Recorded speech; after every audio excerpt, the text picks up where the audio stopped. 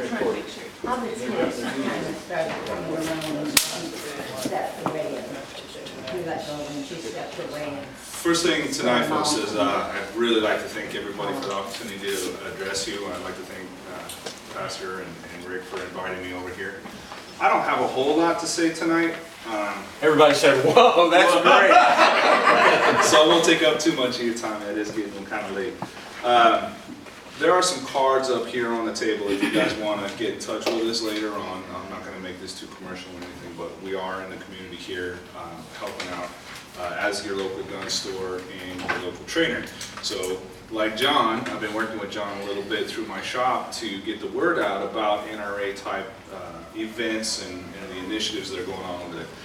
I'm one of those NRA trainer masochists that he was talking about. I'm an NRA training counselor, and I have several folks that work with me and for me over there at the shop that are also NRA certified instructors. What shop? It's Southwest Washington Surplus, and the cards are up here on the table. It's on 4th Plain for now. We're probably going to be moving there relatively soon. We're not quite sure where yet. But we are NRA counselors, and that means that I'm an instructor of instructors as well as a basic instructor. I'm an instructor in a few other programs as well. I'm a FEMA certified basic instructor. I'm a law enforcement, emergency response to active shooter trainer certified by the Department of Homeland Security.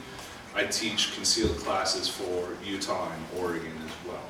So we have a pretty comprehensive program, and while you're getting prepared with your shooting skills, do not neglect the CPR and first aid skills. That's another thing that we teach over there. So with that said, NRA, great program. I want to pile on to what John said about join the NRA, join the NRA, join the NRA. Also join the Second Amendment Foundation in their efforts. Join the National Association for Gun Rights. Join every single one of them. At least support them to get their newsletters, because they all have good information, they all have good stuff going on. In addition to the Innocence Betrayed videos, I highly, highly, highly recommend, cannot recommend enough, the Jews for the Preservation of Firearms Ownership have produced 2 videos that go along with that.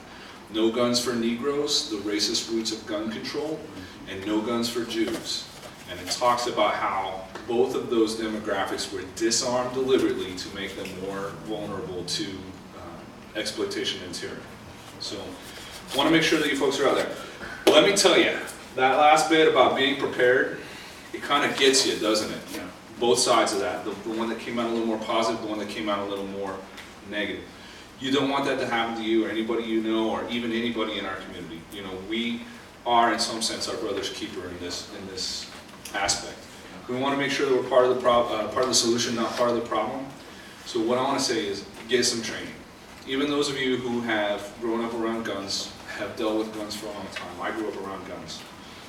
I did not know squat until I went through formal training. Let me tell you that. It can't be said enough that putting a formal system around it, especially in the legal environment that we find ourselves in today, is very, very important.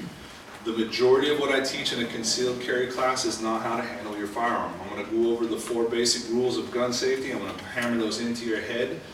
We're going to give examples of it. I'm going to demonstrate it, but that is still the least part of it. What I end up teaching most about, having the most questions about, is rules surrounding the use of force.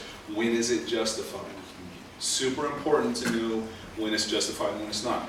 In our last video, where the gentleman chases off the bad guys, he's lucky he's not in prison. Right? What did he do wrong in that video? Shot him when he was running away, when he had clearly indicated an intent to withdraw. That doesn't mean that he wasn't still a risk to other people, and you would have to frame it in that kind of context.